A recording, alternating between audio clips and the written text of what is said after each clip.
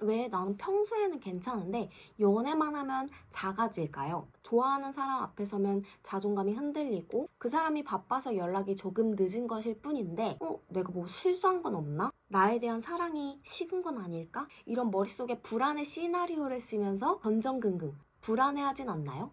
오늘은 굿 윌 헌팅이라는 영화 속의 주인공 윌을 통해서 왜 이 현상이 생기는지 그리고 어떻게 하면 번화할 수 있는지에 대해서 이야기를 해보려고 합니다. 굿 윌 헌팅의 윌이라는 주인공 남자는 회피형 성향을 가졌어요. 이 윌의 말이나 행동을 보면 회피형의 특징을 알 수 있습니다. 회피형 첫 번째 특징은 가까워질수록 안정감을 느끼는 게 아니라 거리를 두어요. 이 윌은 아주 혈기왕성한 그런 청년이에요. 하버드 대학교 근처의 술집에서 스카일라라는 여학생을 만나게 되는데요. 콧대 높은 스카일라의 관심을 끌고 스카일라가 직접 윌에게 번호까지 주면서 연락해 라고 얘기를 하지만 선뜻 먼저 연락하지 못합니다. 윌은 대학교 청소 일을 하고 막일을 전전하는 사람이었습니다. 그리고 성격이 워낙 좀 거칠어서 폭행 사건에도 연루되어서 가까스로 풀려났지만 정신과 상담도 받고 있었고 또 자기가 가진 게 없기 때문에 이 콧대 높고 머리도 좋은 이 스카일라에게 먼저 연락할 용기를 내지 못합니다. 스카일라가 너무 좋으니까 윌과 상담을 하는 숀에게 이렇게 물어봅니다. 사랑이 어땠냐. 자기에 대한 얘기를 안 하는 그런 윌이 연애에 대해서 얘기를 꺼내니까 어떤 여자아이냐 이렇게 물어봤는데 굉장히 똑똑하고 재미있고 그동안 사귄 여자들과는 아예 다르다고 그러면 왜 연락 먼저 하지 않냐 더 만나보지 않느냐 이렇게 물어보는 숀에게 오히려 똑똑하지 않고 재미없는 여자라는 것을 알게 되면요? 라고 물어보는데요. 좀 말이 앞뒤가 안 맞잖아요. 내가 그 여자에 대해서 알수록 지금 완벽하게 생각하는 그 여자가 완벽하지 않으면 어쩌냐 라고 물어보는데 숀은 심리학과 교수거든요. 그래서 윌의 의도를 파악해서 혹시 그 반대로 너가 재미없다는 걸 그 스카일라가 알까봐 두려워서 그런 거 아니냐. 그래서 연락하지 않는 거 아니냐 라고 물어보니까 윌은 그 마음이 딱 들킨 거죠. 그래서 지금 그대로가 완벽하다고요. 그 애의 이미지를 망치고 싶지 않아요. 사실 번호까지 줄 정도로 스카일라가 자신을 좋게 생각하는데 그 완벽하게 만들어온 자기의 이미지가 깨지진 않을까 걱정해서 연락을 하지 않고 거리를 두고 있던 거죠. 근데 세상에 완벽한 사람은 없습니다. 숀은 윌에게 이런 말을 하는데요. 평생 그런 식으로 살면 누구와도 진실하게 사귈 수가 없어. 그리고 자기 부인과의 얘기를 꺼냅니다.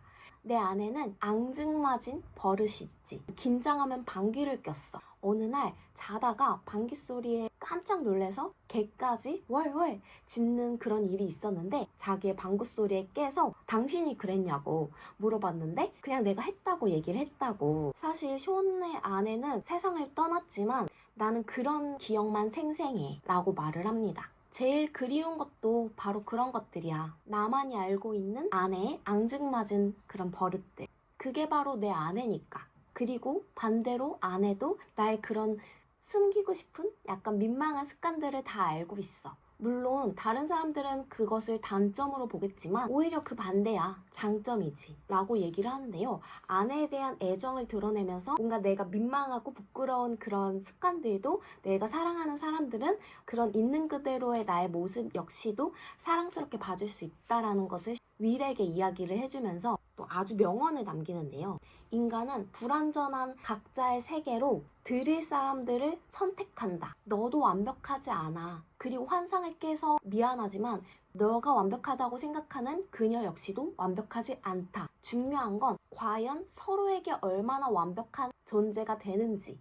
즉 나도 조금 부족하고 그 사람도 부족하지만 서로에게는 그 부족함 역시도 온전하고 완전한 존재로 바라봐줄 수 있는 환상의 짝꿍이 될 수 있다면 완벽하지 않아도 괜찮다. 그리고 내가 완벽하지 않음을 상대방에게 보여줄 수 있는 그런 노력도 어떻게 보면 필요하다라고 아주 중요한 조언을 해줍니다. 스카일라와 점점 가까워질수록 스카일라는 윌에 대해서 질문을 하기 시작합니다.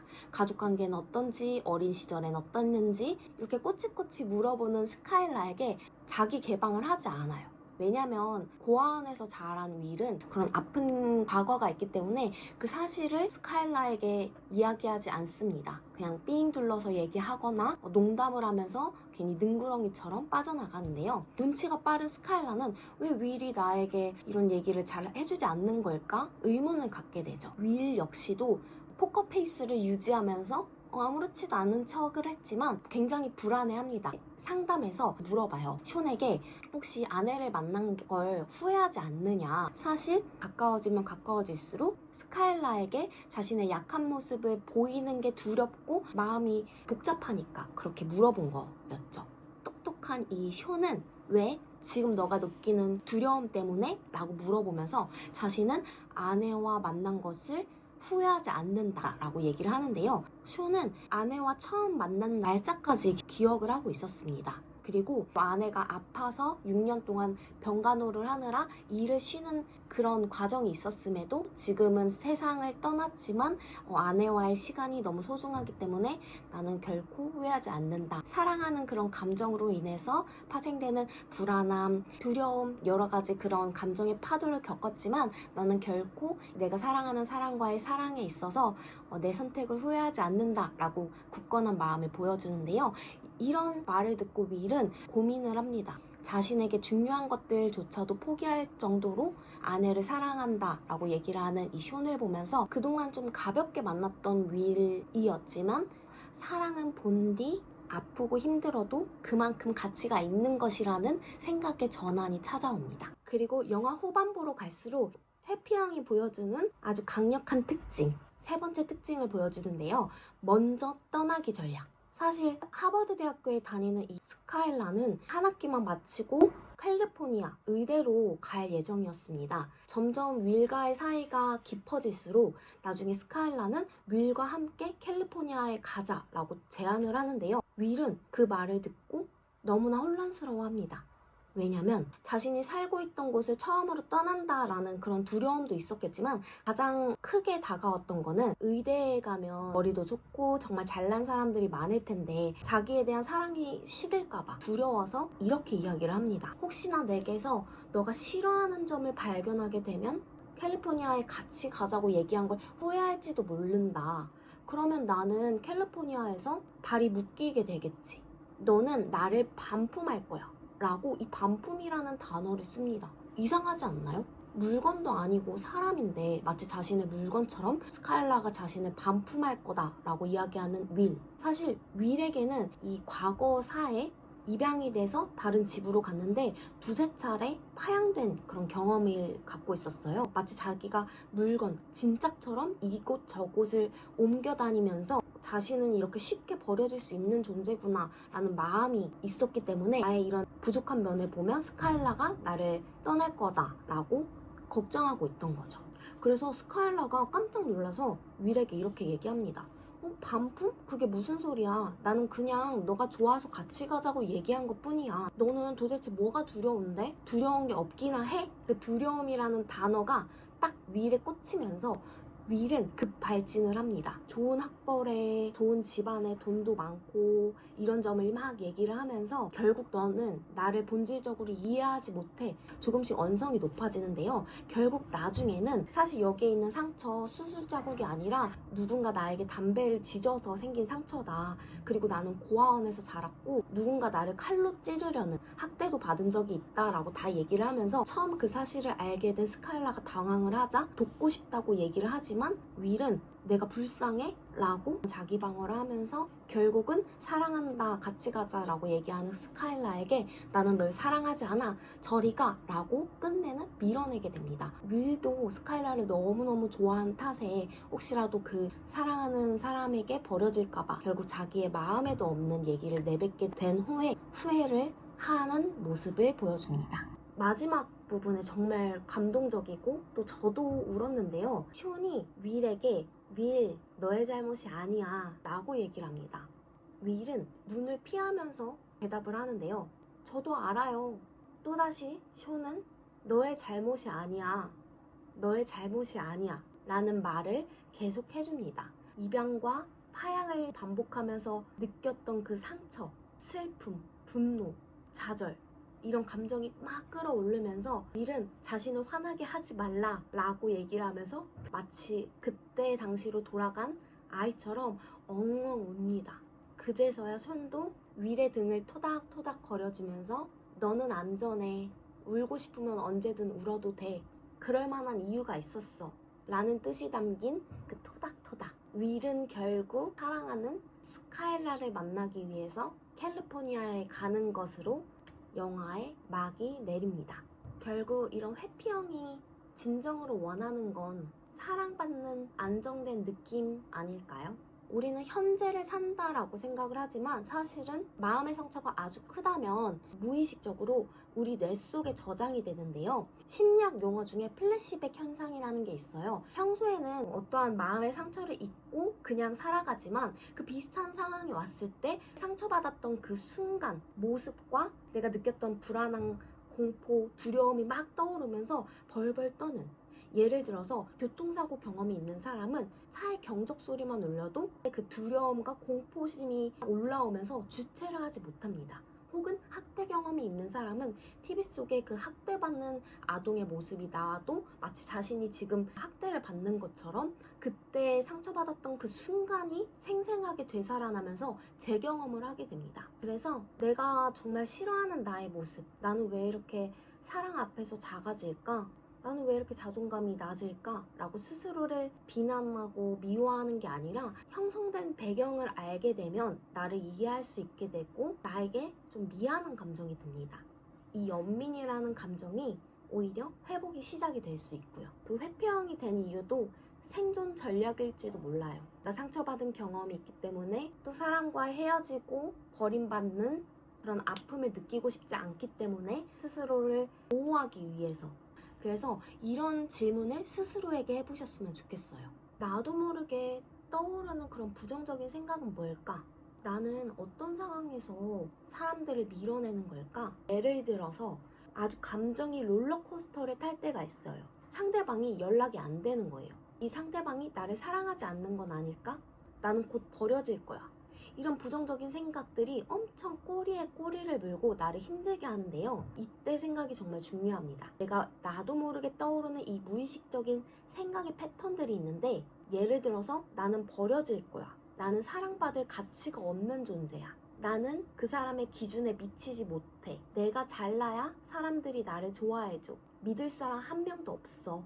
결국 나는 버림받고 거절받을 거야. 이런 생각들이 과연 진짜인지, 내가 과거의 경험으로 인해서 자동적으로 마치 고장난 라디오에서 흘러나오는 목소리를 듣듯이 스스로를 갉아먹고 또 나를 힘들게 하고 관계까지 그르치게 하는 잘못된 생각이 아니었는지 한번 돌아볼 필요가 있습니다. 그리고 상처를 파악하기 위해서는 이 윌처럼 내가 상대방에게 숨기는 부분, 거리낌 없이 꺼내기 어려운 주제가 뭔지 한번 생각을 해보는 거예요.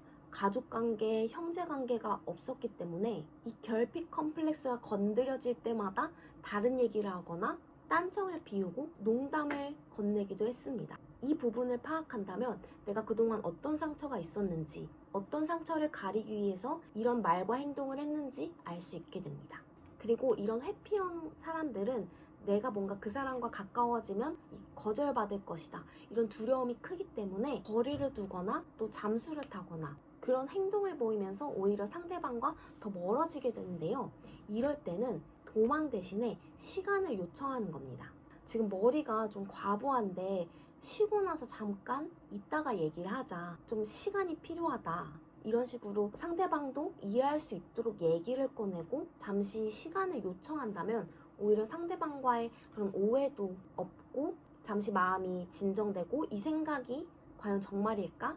이렇게 스스로 반문할 수 있는 시간도 생기면서 내가 이성적으로 좀 더 상대방과 관계를 건강하게 들여다볼 수 있는 그런 여유가 생깁니다. 그리고 내가 느끼는 감정에 대해서 직면하는 연습도 필요해요. 나는 너가 좀 오랫동안 연락이 안 되면 좀 불안한 마음을 느껴. 그래서 어떠한 일이 있기 전에 미리 이런 일이 있다라고 얘기를 해주는 건 어떨까? 그러면 나는 좀 마음이 편안할 것 같아. 라고 스스로 느끼는 감정을 얘기하고 또 상대방에게 원하는 것을 이야기하는 연습을 하다 보면 오히려 상대방도 나를 이해할 수 있는 기회가 되고 또 나도 감정을 솔직하게 대면하고 상대방에게 표현할 수 있는 기회의 장이 되면서 오히려 상대방과 나와의 관계가 돈독해지는 그런 경험도 할 수 있습니다.